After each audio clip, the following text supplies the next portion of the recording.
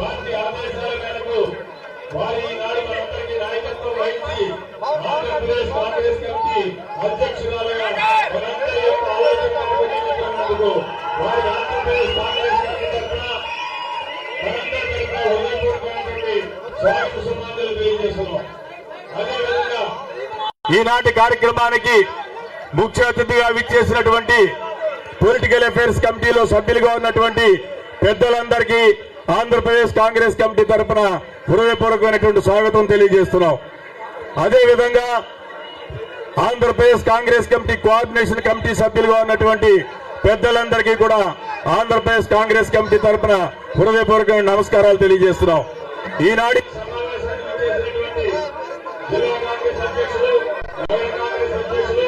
Pradesh Congress committee ఉపాధ్యక్షులు, ప్రధాన కార్యదర్శులు మరియు ఏఐసిసి సభ్యులు, పిసిసి సభ్యులు, యువజన కాంగ్రెస్ సెక్రటరీ, మహిళా Congress, Congress SC ST OBC minority ఇతర డిపార్ట్మెంట్ యొక్క అనుబంధ సంఘాల యొక్క నాయకులందరూ కూడా ఆంధ్రప్రదేశ్ కాంగ్రెస్ కమిటీ తరఫున సాదరంగా వారిని స్వాగతిస్తూ ఈనాడు పదవీ బాధ్యతల స్వీకరణ కార్యక్రమానికి మనకి ఏఐసిసి నుంచి ముఖ్య అతిథిగా విచ్చేసినటువంటి అఖిల భారత కాంగ్రెస్ కమిటీ కార్యదర్శి, ఆంధ్రప్రదేశ్ వ్యవహారాల ఇన్ఛార్జ్ గా ఉన్నటువంటి పెద్దల బయ్యప్పన్ గారికి ఆంధ్రప్రదేశ్ కాంగ్రెస్ కమిటీ తరఫున స్వాగతం తెలియజేస్తున్నాం.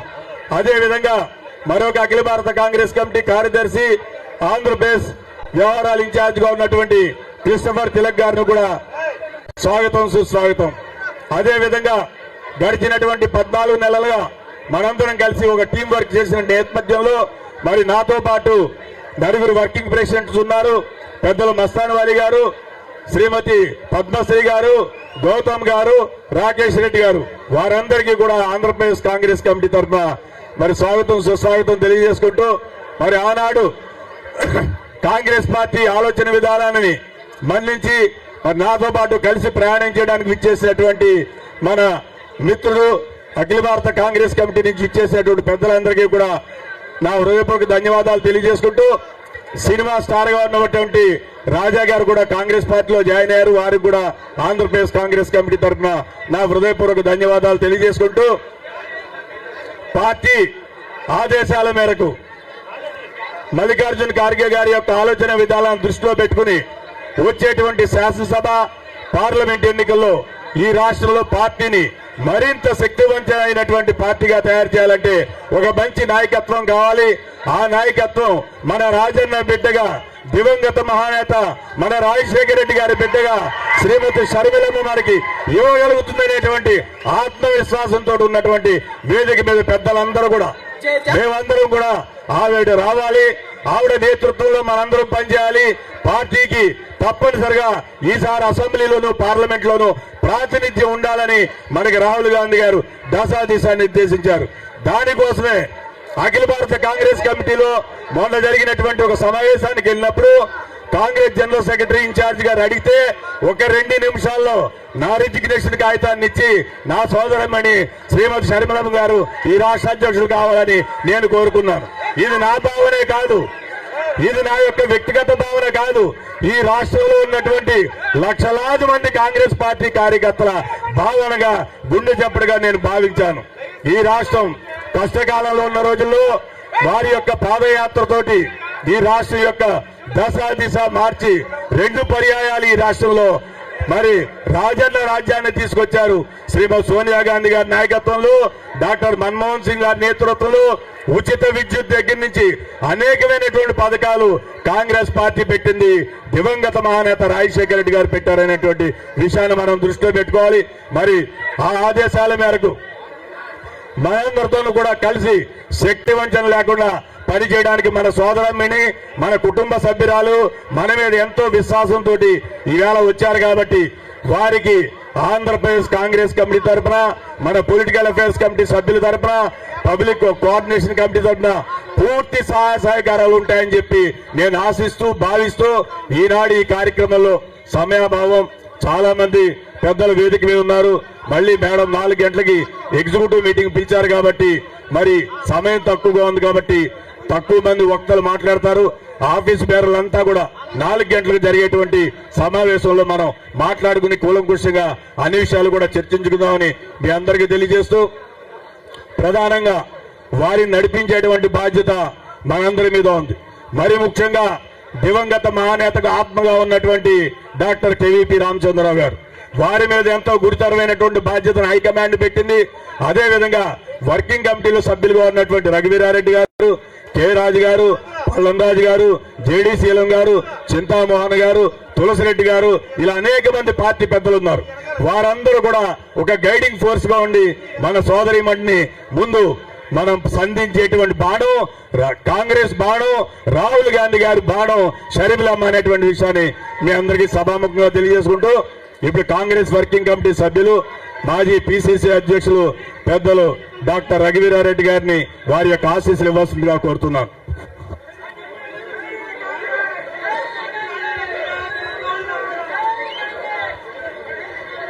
జై కాంగ్రెస్.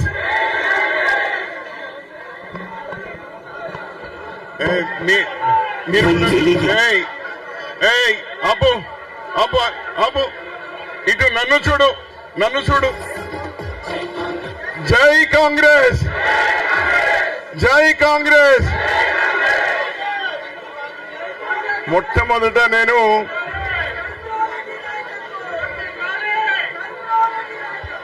మన మిత్రుడు గిడుగు రుద్రరాజు గారిని మనస్ఫూర్తిగా అభినందిస్తా ఉన్నాను.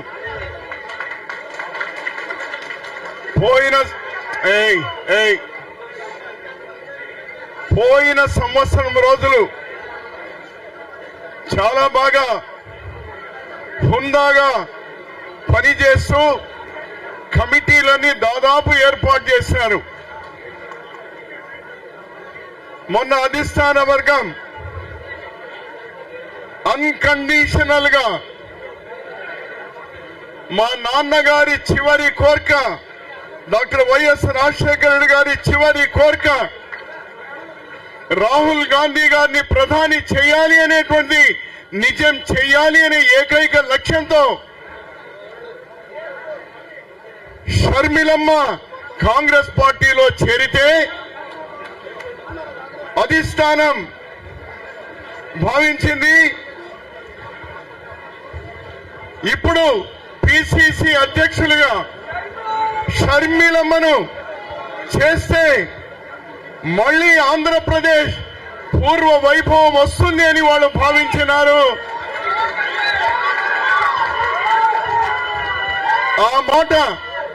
ఆ మాట ఢిల్లీ పెద్దలు, నేను ప్రత్యక్ష సాక్షిని, ఢిల్లీ పెద్దలు రుద్రరాజు గారికి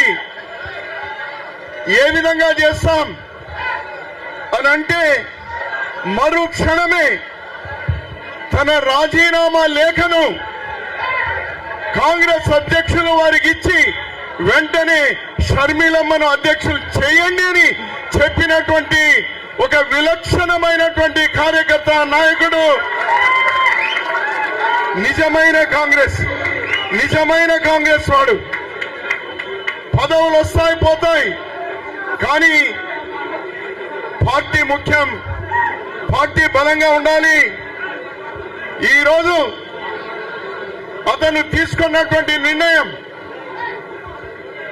కాంగ్రెస్ పార్టీ కూడా వెంటనే మరో ఆలోచన చేయకుండా, చిన్న వయస్సైనా నాకు తెలిసి ఇంత చిన్న వయస్సులో కాంగ్రెస్ వర్కింగ్ కమిటీలో సభ్యత్వం దొరికింది ఒక్క రుద్రరాజుకు మాత్రమే.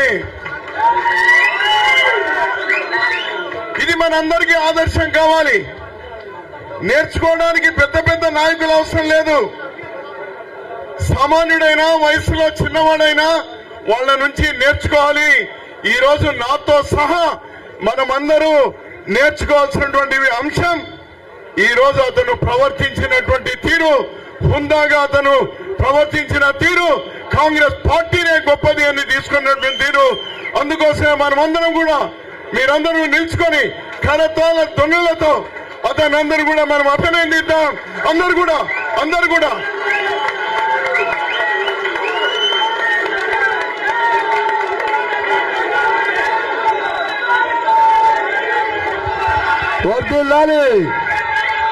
వర్ధిల్లాలి. Okay, thank you. ఇప్పుడు షర్మిలమ్మ ఈరోజు ఇక బహుశా నేను మాట్లాడిన వెంటనే అవుట్ గోయింగ్ ప్రెసిడెంట్ రుద్రరాజు గారు ఆమెకు అప్పచెప్పబోతా ఉన్నారు. బహుశా నేను మాట్లాడిన తర్వాత అతను నిర్ణయిస్తారు. ఒకటి గుర్తొస్తుంది నాకు,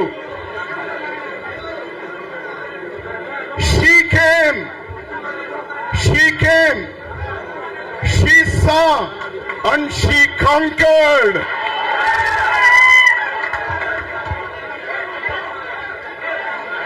ఆ బాధ్యత ఈ రోజు షర్మిలమ్మకుంది. చాలా పెద్ద బాధ్యత.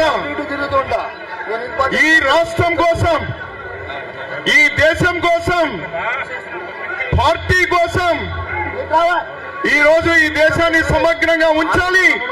అది కేవలం రాహుల్ గాంధీతోనే సాధ్యం. అతని ప్రధాని చేయడానికి మేము సైతమని ఈ రోజు ఇక్కడి నుంచి కాంట్రిబ్యూట్ చేయాలి. మిమ్మల్ని అడుగుతా ఉన్నాను,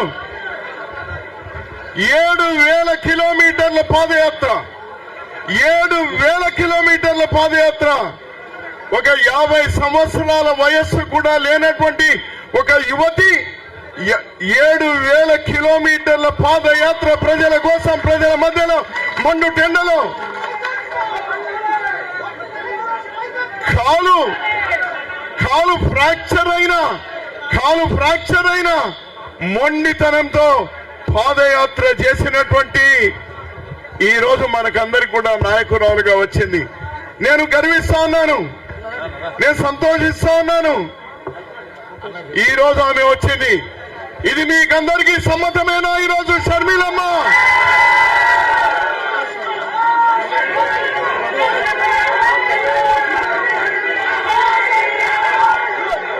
ఇంటింటికి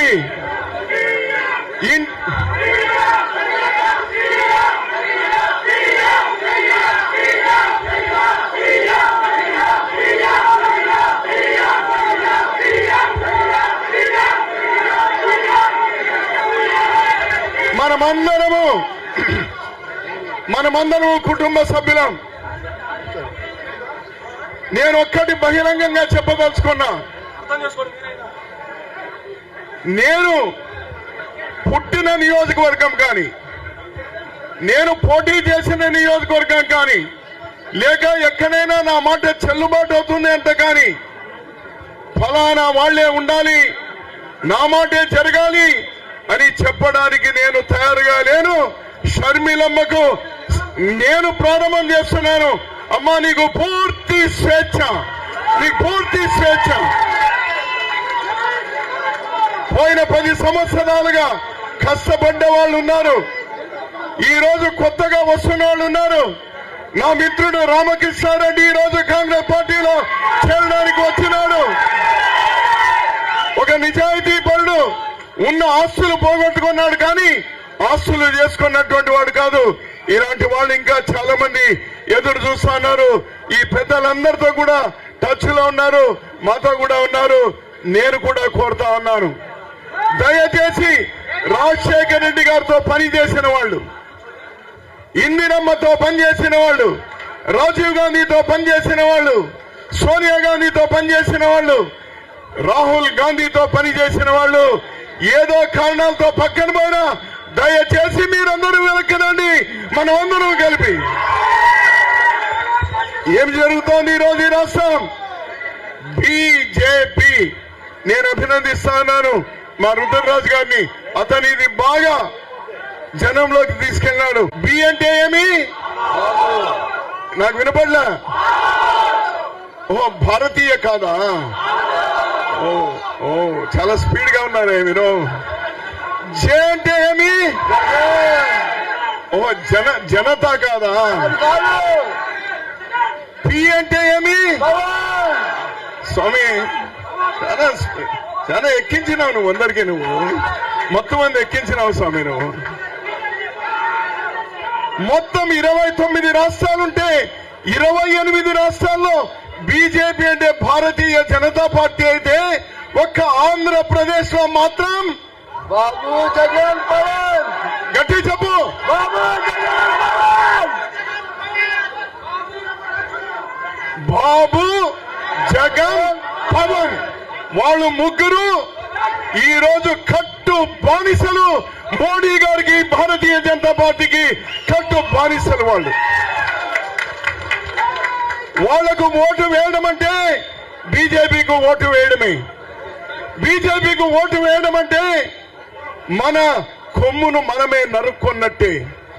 ఈ రోజు రాష్ట్రానికి ద్రోహులుగా నిలబడ్డారు. తరిమి కొట్టాలి. అది మళ్లీ చేయగలిగిన సత్తా రాహుల్ గాంధీ గారు ఈ ఆగస్టు 15వ తేదీన 100 ఆరైనా 6 100 అగ్రహారం బీడైనా రాహుల్ గాంధీ గారు ఎర్ర కోట మీద జాతీయ జెండాను ప్రధాని హోదాలో ఎగరవేయబోతా ఉన్నారు. అతని తొలి సంతకం ఏ ఫైలు మీద? అది మన గుండె చప్పుడు కాదు, రాహుల్ గాంధీ గారి గుండె చప్పుడు. ఈ రోజు అతనే కాదు, ఇండియా కూటమిలో ఉన్న అన్ని పార్టీలతో కూడా వాళ్ళు ఒప్పిస్తారు. మనకు సాధ్యమవుతుంది. ఈ రోజు షర్మిలమ్మ దక్షిణాయనం అయిపోయింది. ఏ శుభ కార్యక్రమం చేసినా ఉత్తరాయణంలోనే ప్రారంభం అవుతుంది. ఉత్తరాయణంలో ప్రారంభమైంది. ఈరోజు శుభం ప్రారంభమైంది. అప్పుడే వణుకు పుట్టుతా ఉంది. ప్రారంభమైంది. వేలాది వాహనాలు ఎయిర్పోర్ట్ నుంచి వస్తా ఉంటే మావి ఒక 10 వాహనాలు వదిలి మిగిలిన వాహనాలన్నీ అడ్డుకునేటువంటి ప్రయత్నం ప్రభుత్వం చేస్తా ఉంది. అంటే ఏమి దాని అర్థం? భయం.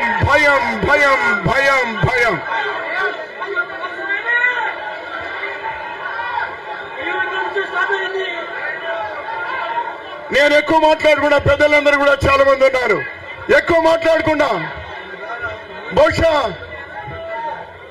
అధ్యక్షులుగా ఈరోజు బాధ్యతలు తీసుకుంటూనే వెంటనే జనంలోకి పోవాలి.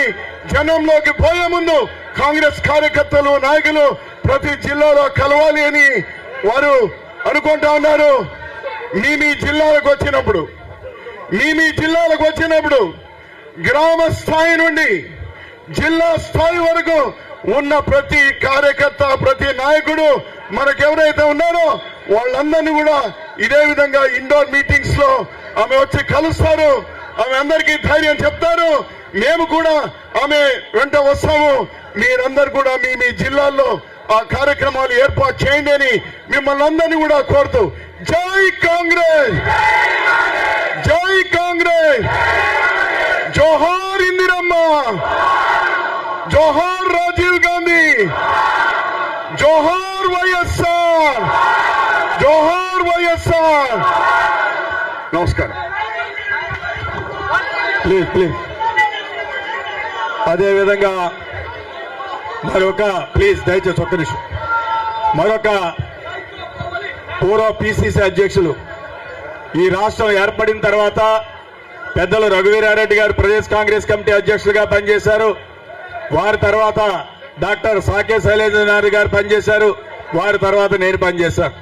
మా అందరికీ సహకరించినటువంటి ఈ 10 సంవత్సరాల్లోనూ మాకు సహకరించి మాతో పనిచేసినటువంటి క్యాడర్ అందరికీ కూడా హృదయపూర్వక నమస్కారాలు తెలియజేసుకుంటూ ఇప్పుడు మాజీ పిసిసి అధ్యక్షుడు doctor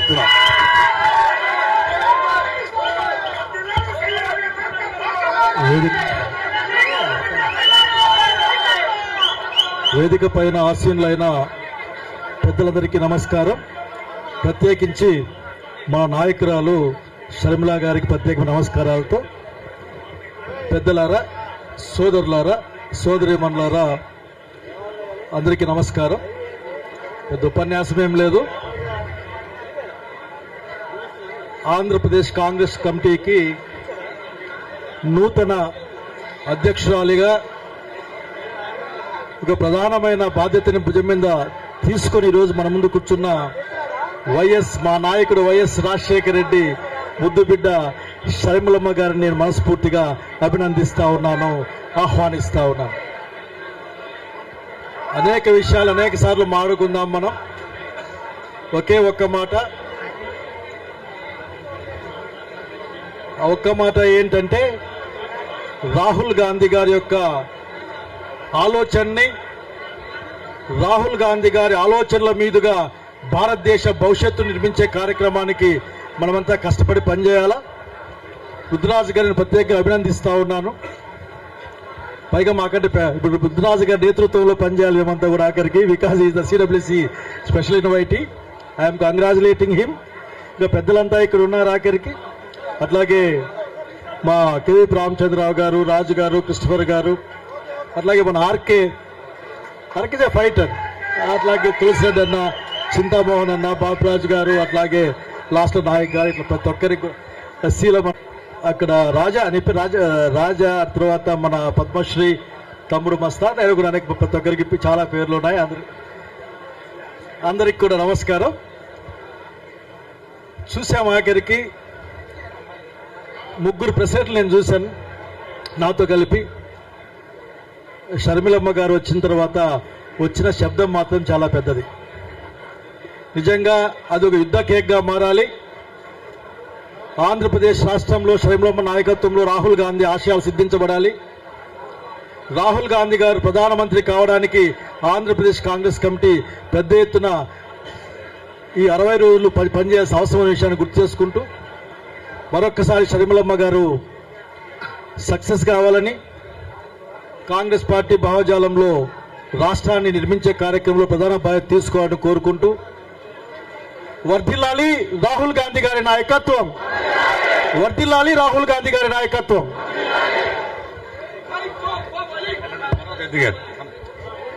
thank you very much sir. మనందరినీ ఆశీర్వదించడానికి దయచేసి ఒక 5 నిమిషాలు ముఖ్యమైన ఘట్టం. మనందరినీ ఆశీర్వదించడానికి senior most politician in the state Kanumuri Baparaju గారు, తిరుపతి దేవస్థానం చైర్మన్ గా చాలా సంవత్సరాలు పనిచేశారు. వారు కూడా వారి యొక్క శుభాశీస్సులు అందజేయడానికి మన దగ్గరికి వచ్చారు.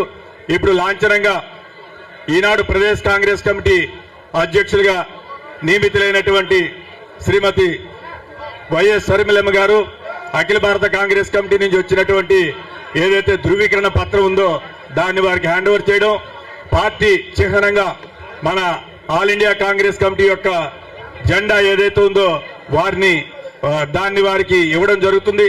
సో నా తరపు నుంచి పార్టీ బాధ్యతల్ని ఇక ముందుకు నడిపించేటువంటి బాధ్యత వారు తీసుకుంటారు. కాబట్టి మీరందరూ హర్షధ్వానాల మధ్య వారిని లాంఛనంగా పార్టీలోకి తీసుకో.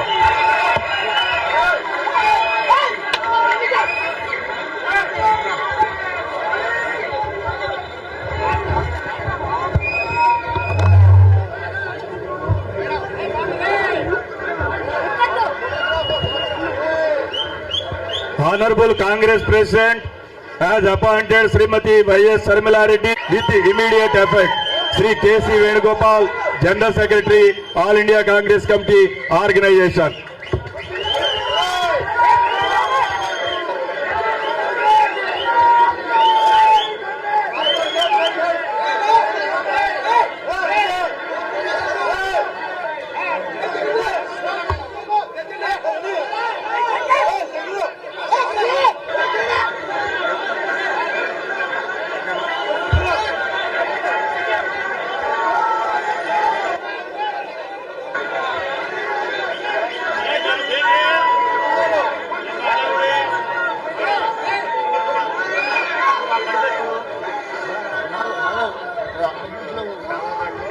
Thank you madam.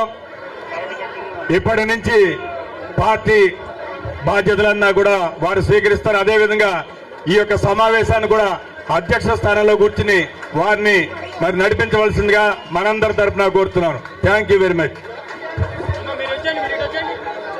అదేవిధంగా ఏఐసిసి అధ్యక్షులు మన గిడుగు రుద్రరాజు గారిని ఏఐసిసి ప్రత్యేక ఆహ్వానితులుగా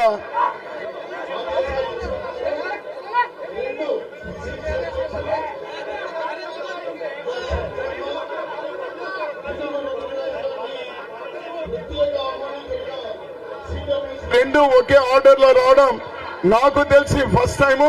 రుద్రరాజు గారిని కూడా అభినందిస్తూ వారికి ఈ ఆర్డర్ కాపీని ఇవ్వడం జరుగుతుంది.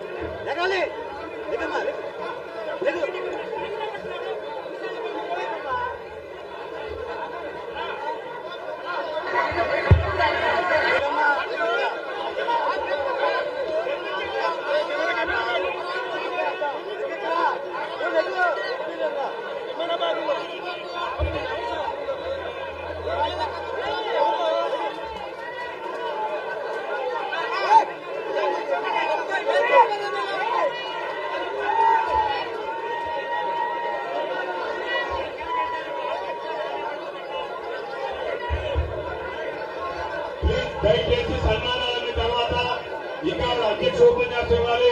మిత్రులతో సహకరించాలి. తర్వాత పెద్దలతో మాట్లాడతారు, వారి యొక్క ఆశీస్సులు ఇస్తారు. దయచేసి ఎవరైనా ఇంటి సభా మర్యాద కాదు, దయచేసి సహకరించండి ప్లీజ్ ప్లీజ్.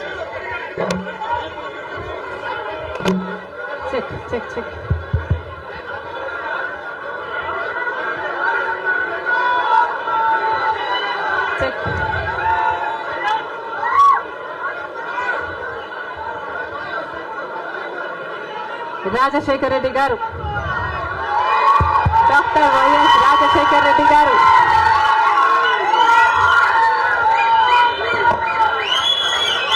రెండు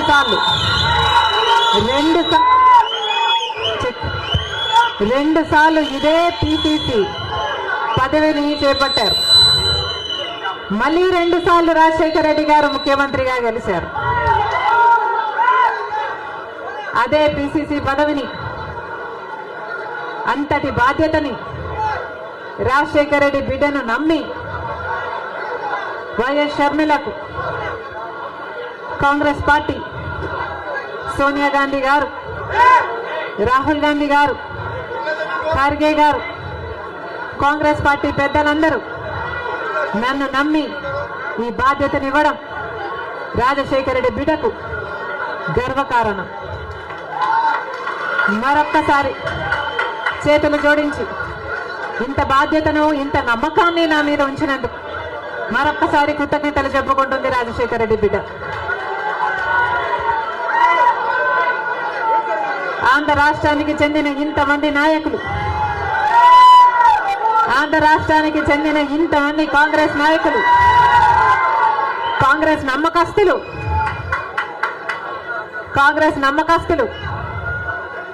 కాంగ్రెస్ పార్టీ ఖాడర్ నా మీద ఎంతో నమ్మకం పెట్టుకున్నారు.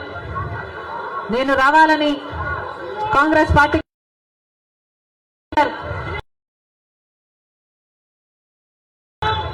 వాళ్ళందరికీ మరొకసారి రాజశేఖర రెడ్డి బిడ్డ శిరస్సు వంచి చేతులు జోడించి మనస్ఫూర్తిగా నమస్కరించుకుంటుంది.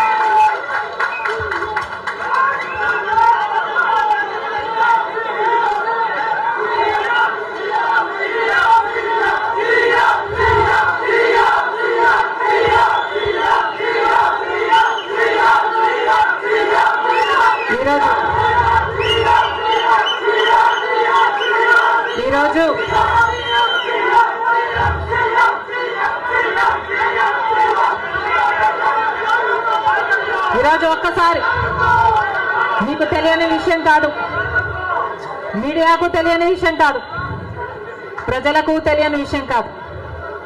కానీ గత 5 సంవత్సరాలుగా ఆంధ్ర రాష్ట్రంలో యువజన శ్రామిక రైతు కాంగ్రెస్ పార్టీ అధికారంలో ఉంది. అంతకుముందు 5 సంవత్సరాలు తెలుగుదేశం పార్టీ అధికారంలో ఉంది.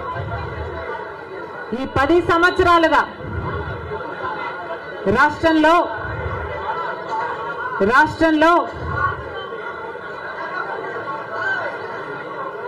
అభివృద్ధి జరిగిందా అంటే ఏమిటి సమాధానం? మన రాష్ట్రం ఏర్పడే నాటికి మన రాష్ట్రానికి ఉన్న అప్పులు 1,00,000 కోట్లు. చంద్రబాబు గారు ముఖ్యమంత్రి అయిన 5 సంవత్సరాలకి ఆయన చేసిన అప్పులు 1,00,000 కోట్లు. ఆ తర్వాత వైసీపీ ముఖ్యమంత్రి జగన్ రెడ్డి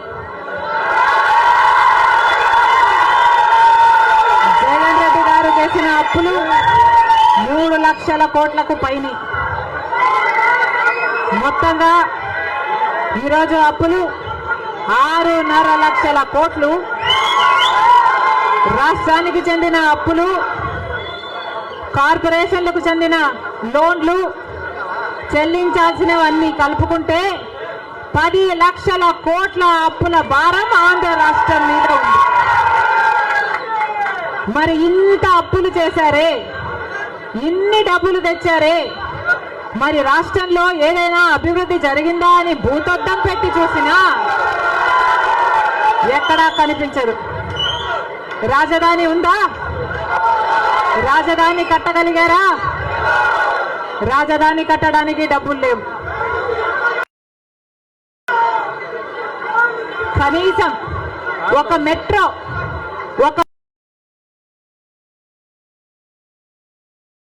మెట్రో అయినా ఉందా? ఆంధ్ర రాష్ట్రంలో ఒక్క మెట్రో అయినా ఉందా? విజయవాడలో కనీసం ఒక్క మెట్రో అయినా ఉందా?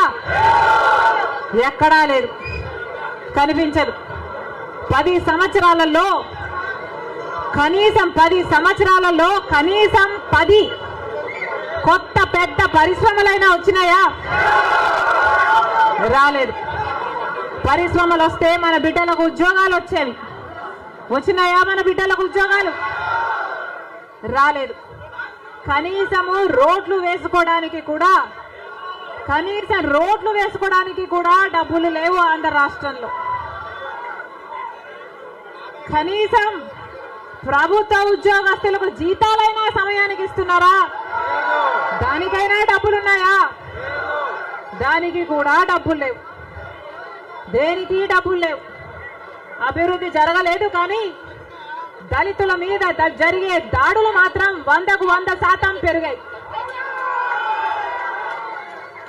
ఎక్కడ చూసినా ఇసుక మాఫియా, ఎక్కడ చూసినా లిక్కర్ మాఫియా, ఎక్కడ చూసినా మైనింగ్ మాఫియా, ఎక్కడ చూసినా దోచుకోవడం, దాచుకోవడం. ఇంతకంటే ఏం జరిగింది? 10 సంవత్సరాలు అయింది మన రాష్ట్రం ఏర్పడి.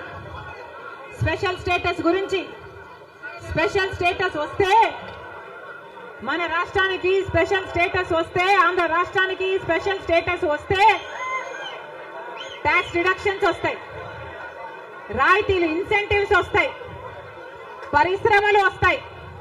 పరిశ్రమలు వస్తే మన బిడ్డలకు ఉద్యోగాలు వస్తాయి. కానీ 10 సంవత్సరాలైనా స్పెషల్ స్టేటస్ మాత్రం ఆంధ్ర రాష్ట్రానికి రాలేదు. రాలేదు అనడం కంటే పాలకులు తేలేకపోయారు అనడము కరెక్ట్. ఉత్తరాఖండ్లో స్పెషల్ స్టేటస్ వస్తే 2,000 కోట్ల పరిశ్రమల స్థాపన జరిగింది. దాంతో ఉద్యోగ అవకాశాలు 500% పెరిగాయి. హిమాచల్ ప్రదేశ్ లో స్పెషల్ స్టేటస్ వాళ్ళకి ఇస్తే 10,000 పరిశ్రమల స్థాపన జరిగాయి. మరి మనకుందా స్పెషల్ స్టేటస్? ఎందుకు లేదు స్పెషల్ స్టేటస్? ఎందుకంటే పాలకులు స్పెషల్ స్టేటస్ తేవడంలో విఫలమయ్యారు, వాళ్లకు చేత కాలేదు కాబట్టి. కాంగ్రెస్ పార్టీ ఆ రోజు స్పెషల్ స్టేటస్ 5 సంవత్సరాల కోసం ఇవ్వాలి అంటే బీజేపీ పార్టీ ఏమంది? 10 సంవత్సరాలు ఇవ్వాలి అని ఎలక్షన్లలో ఊదరగొట్టారు. 10 సంవత్సరాలు ఇస్తాము మేము అధికారంలోకి వస్తే అని. ఇక చంద్రబాబు గారు అయితే 15 సంవత్సరాలు మాకు స్పెషల్ స్టేటస్ కావాలి అని కొట్లాడాడు. ఇదే చెప్పాడు, 15 సంవత్సరాలు స్పెషల్ స్టేటస్ కావాలి, అందుకే నేను బీజేపీ పార్టీతో పొత్తు పెట్టుకుంటున్నా అని బీజేపీ పార్టీతో పొత్తు పెట్టుకున్నాడు. వాళ్ళ మంత్రివర్గంలో కేంద్ర మంత్రులు కూడా అయ్యారు టీడీపీ నాయకులు. ముఖ్యమంత్రి అయిన తర్వాత స్పెషల్ స్టేటస్ కోసం చంద్రబాబు గారు ఎప్పుడైనా ఒక్కటైనా నిజమైన ఉద్యమం చేశారా అంటే చేయలేదు.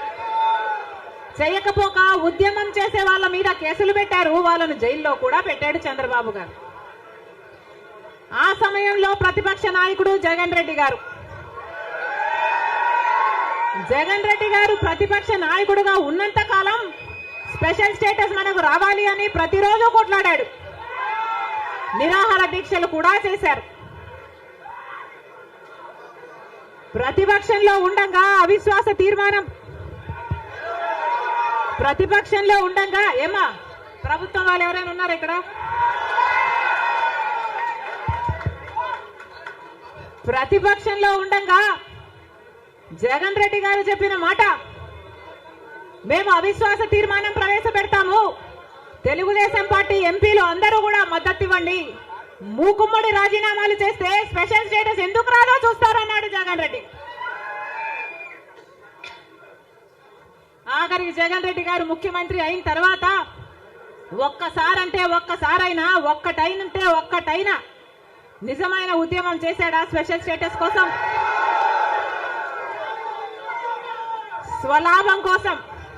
స్వలాభం కోసం రాష్ట్ర ప్రయోజనాలను తాకట్టు పెట్టింది వైసీపీ. ఈ రోజు మనకు స్పెషల్ స్టేటస్ లేదు కదా, కనీసం ఒక ప్యాకేజ్ కూడా లేదు. ఉన్న ప్రభుత్వమైనా ప్రతిపక్షమైనా ఒక్కటంటే ఒక్క నిజమైన ఉద్యమం చేసింది లేదు.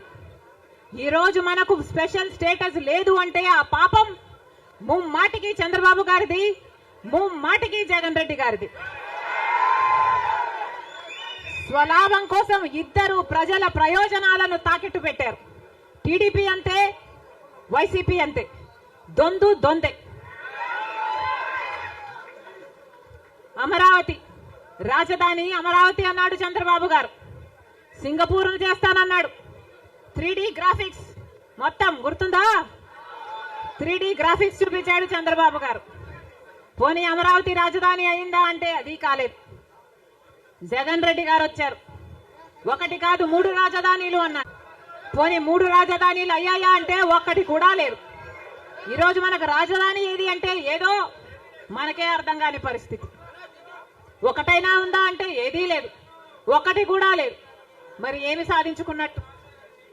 పోలవరం ప్రాజెక్ట్ ఎప్పుడో 1941లో పోలవరం ప్రాజెక్టు కట్టాలనుకుంటే సాధ్యపడలేదు. ఆఖరికి రాజశేఖర్ రెడ్డి గారు ముఖ్యమంత్రి అయిన 2004లో రాజశేఖర్ రెడ్డి గారు జలయజ్ఞంలో భాగంగా పోలవరం ప్రాజెక్టును స్థాపించడం జరిగింది. రాజశేఖర్ రెడ్డి గారు ముఖ్యమంత్రిగా ఉండగా పోలవరం ప్రాజెక్టు చెందిన కుడి ఎడమ కాలువల పనులు కూడా చాలా శాతం చేశారు రాజశేఖర్ రెడ్డి గారు. మన దురదృష్టం రాజశేఖర్ రెడ్డి గారు వెళ్ళిపోయారు. ఆయన చనిపోయాక మళ్ళా పోలవరం ఒక్క అడుగు కూడా ముందుకు పడలేదు. చంద్రబాబు గారు పోలవరాన్ని తాకట్టు పెట్టారు బీజేపీ దోస్తీ కోసము. ఇటు జగన్ రెడ్డి గారు బీజేపీతో దోస్తీ కోసం పోలవరాన్ని తాకట్టు పెట్టారు. అంతేకాదు బీజేపీ అధికారంలో 10 సంవత్సరానికి 2 కోట్ల ఉద్యోగాలు ఇస్తామంది బీజేపీ పార్టీ. 10 సంవత్సరాలలో ఎన్ని కోట్లు వచ్చుండాలి? 20 కోట్ల ఉద్యోగాలు వచ్చుండాలి మన దేశంలో. ఆంధ్ర రాష్ట్రానికి కనీసం 1 కోటి ఉద్యోగాలైనా ఇచ్చిందా బీజేపీ పార్టీ? పోనీ 10 లక్షల ఉద్యోగాలైనా ఇచ్చిందా బీజేపీ పార్టీ? కనీసం 1 లక్ష ఉద్యోగాలైనా వచ్చినాయా? లేదు. ఆంధ్ర రాష్ట్రంలో 1 లక్ష అంటే 1 లక్ష ఉద్యోగాలు కూడా ఇవ్వలేదు బీజేపీ పార్టీ. ఉన్నవి కూడా ఊడాయి. బీజేపీ పార్టీ ఆ రోజు చెప్పిన మాట, రైతులకి ఆదాయము డబుల్ చేస్తామన్నారు. రైతుల ఆదాయం డబుల్ చేయడం ఏమో గాని రైతులకున్న ఖర్చులు 10 ఇంతలు పెరిగాయి. ఈరోజు అప్పు లేని రైతు ఉన్నాడా? అప్పు లేని రైతు ఎవరైనా ఉన్నారా అని ఎవరిని అడిగినా లేదమ్మా అప్పుల పాలైపోయాం. రైతు అన్నవాడు ఆత్మహత్యలు చేసుకున్నా కానీ ఎవ్వడు పట్టించుకునేవాడు లేడు. మరి ఎందుకున్నట్టు బీజేపీ పార్టీ అధికారంలో ఏం చెప్పారు? స్విస్ బ్యాంకులలో విదేశాలలో ఉన్న బ్లాక్ మనీ మొత్తము తీసుకొస్తాము, అన్ని పేదల చేతుల్లో పెడతాము అని చెప్పింది బీజేపీ పార్టీ. పెట్టారా? పేదల చేతుల్లో ఒక్క రూపాయినా పెట్టిందా బీజేపీ పార్టీ? మరి ఎందుకు నమ్మాలి బీజేపీ పార్టీని? టీడీపీ పార్టీకైనా జగన్మోహన్ రెడ్డికైనా ఎందుకు చెయ్యాలి బీజేపీ పార్టీతో దోస్తి? ఎందుకు వాళ్ళ ఎమ్మెల్యేలు, ఎంపీలు, రాజ్యసభ ఎంపీలతో సహా బీజేపీ పార్టీ తొత్తుల్లాగా ఎందుకు మారారు? టీడీపీ పార్టీ అయినా వైసీపీ పార్టీ అయినా ఇద్దరూ కలుపుకుంటే వాళ్ళకు చెందిన ఎంపీలు, లోక్సభ ఎంపీలు 25 మంది, ఆంధ్ర రాష్ట్రానికి చెందిన ఎంపీలు 25 మంది, 22 మంది వైసీపీ అయితే 3 తెలుగుదేశం పార్టీ. కానీ మొత్తం 25 మంది ఎంపీలు బీజేపీ పార్టీ చేతుల్లో ఉన్నారు. బీజేపీ పార్టీ ఏం చెప్తే ఈ ఎంపీలు మొత్తం అందరూ గంగిరెద్దులాగా తలూపుతారు. రాజ్యసభకు చెందిన 6 ఎంపీలతో సహా మొత్తం 31 ఎంపీలు ప్రజలు బీజేపీ పార్టీకి ఓటు వేయకపోయినా, తెలుగుదేశం పార్టీకి ఓటు వేసినా, వైసీపీకి ఓటు వేసినా ఉన్నది మాత్రం బీజేపీ పార్టీలో. మరి ప్రజలు వైసీపీకి కానీ తెలుగుదేశం పార్టీకి కానీ ఎందుకు ఓటు వేయాలి? బీజేపీ పార్టీకే ఓటు వేయొచ్చు కదా. వైసీపీ కానీ తెలుగుదేశం పార్టీ కానీ ఎందుకు వాళ్ళ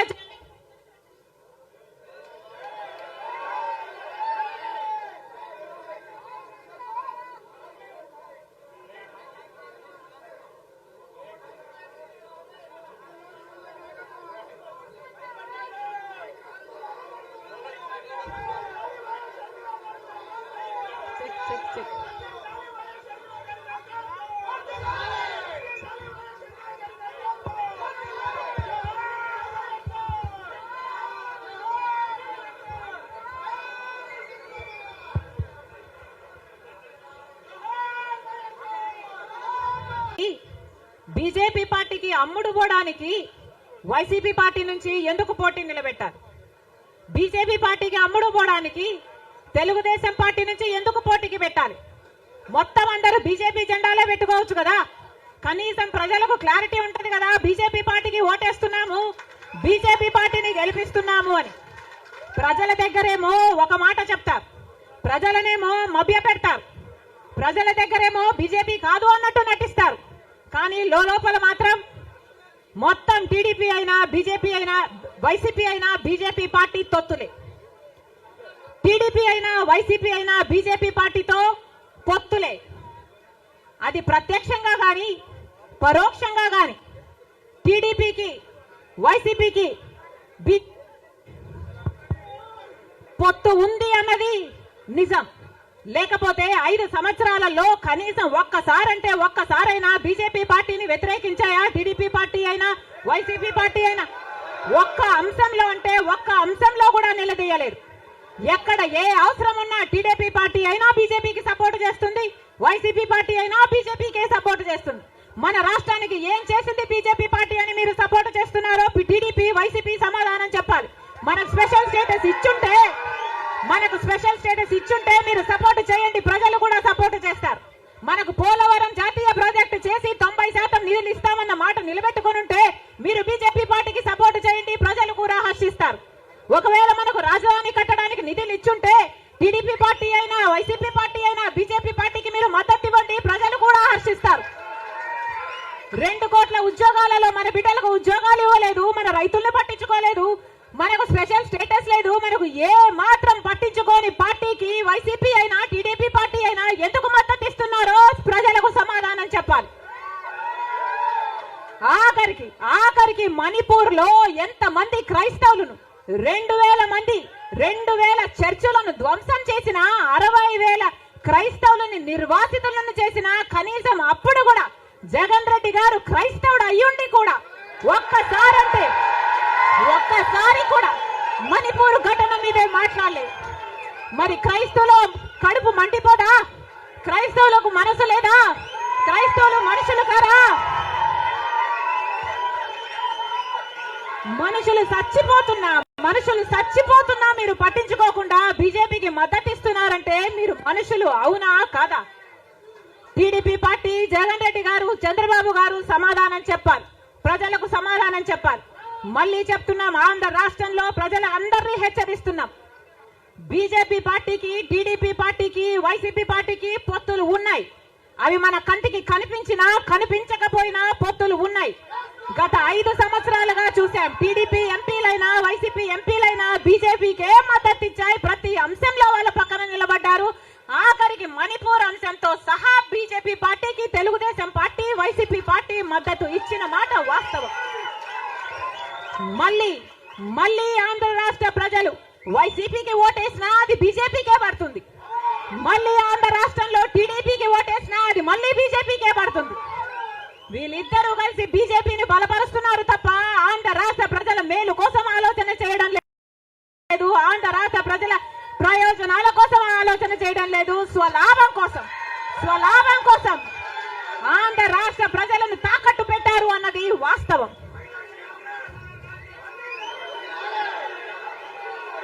మళ్ళీ చెప్తున్నాం, రాజశేఖర్ రెడ్డి గారు బీజేపీ పార్టీకి వ్యతిరేకి. రాజశేఖర్ రెడ్డి గారు తత్వ పార్టీ కాబట్టి ఒక మతాన్ని రెచ్చగొడతారు, ఇంకో మతాన్ని అవమానిస్తారు. ఇదే బీజేపీ పార్టీకి తెలిసిన రాజకీయం. మతం పేరుతో చిచ్చు పెట్టాలి, ఆ మంటలో వీళ్ళు చలి కాచుకోవాలి. ఇదే బీజేపీకి తెలిసిన మంత్రం. అందుకే రాజశేఖర్ రెడ్డి గారు బీజేపీని ఎప్పుడు వ్యతిరేకించారు. రాజశేఖర్ రెడ్డి గారు ఆశయాలు ఒక్క కాంగ్రెస్ పార్టీలోనే నెరవేరాయి తప్ప ఇక ఏ ఇతర పార్టీలోనూ కాదు. రాజశేఖర్ రెడ్డి గారి మూలాలు కాంగ్రెస్ పార్టీయే, రాజశేఖర్ రెడ్డి గారి ఊపిరి కూడా కాంగ్రెస్ పార్టీయే. మళ్ళీ చెప్తున్నాం, రాజశేఖర్ రెడ్డి గారిని ప్రేమించే నాయకులైనా, రాజశేఖర్ రెడ్డి గారిని ప్రేమించే ప్రజలైనా రాజశేఖర్ రెడ్డి గారి ఆశయాల కోసం నిలబడదాం. బీజేపీ పార్టీ కోసం కాదు, బీజేపీ పార్టీకి తొత్తుల్లాగా పనిచేసే పార్టీల కోసం కాదు. మళ్ళీ చెప్తున్నాం, రాజశేఖర్ రెడ్డి గారిని అభిమానించే నాయకులైనా, ప్రజలైనా రండి, రాజశేఖర్ రెడ్డి బిడ్డతో చేతులు కలపండి. ఆంధ్ర రాష్ట్రంలో మళ్ళీ రాజశేఖర్ రెడ్డి గారి ఆశయాలను సిద్ధింపచేద్దాం. నేను రెడీ. మీరు రెడీయా?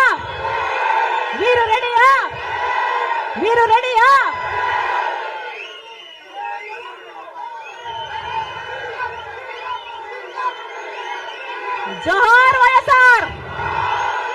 రాహుల్ గాంధీ నాయకత్వం వర్ధిల్లాలి.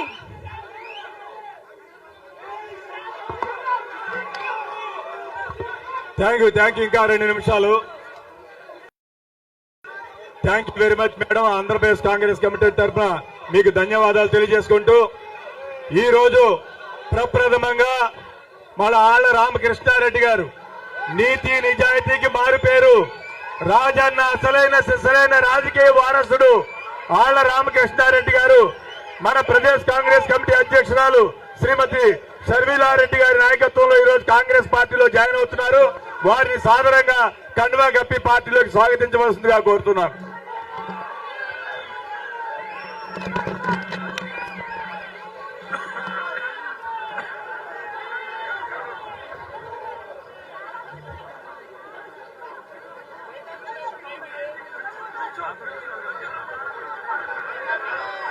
ఇక ఎవరైనా జాయినింగ్స్ ఉంటే చౌదరి గారు వారిని కూడా వేదిక మీద రావాల్సిందిగా కోరుతున్నాము.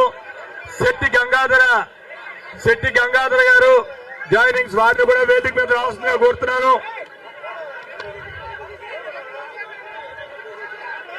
మిత్రులందరికీ కూడా మన ఆఫీస్ బేరర్స్ అంతా ఉపాధ్యక్షులు, ప్రధాన కార్యదర్శులు, జిల్లా కాంగ్రెస్ అధ్యక్షులు, political affairs committee, coordination committee సభ్యులు, పార్టీ కార్యాలయానికి రావాలి. వచ్చినటువంటి మిత్రులందరూ కూడా ఇక్కడ భోజన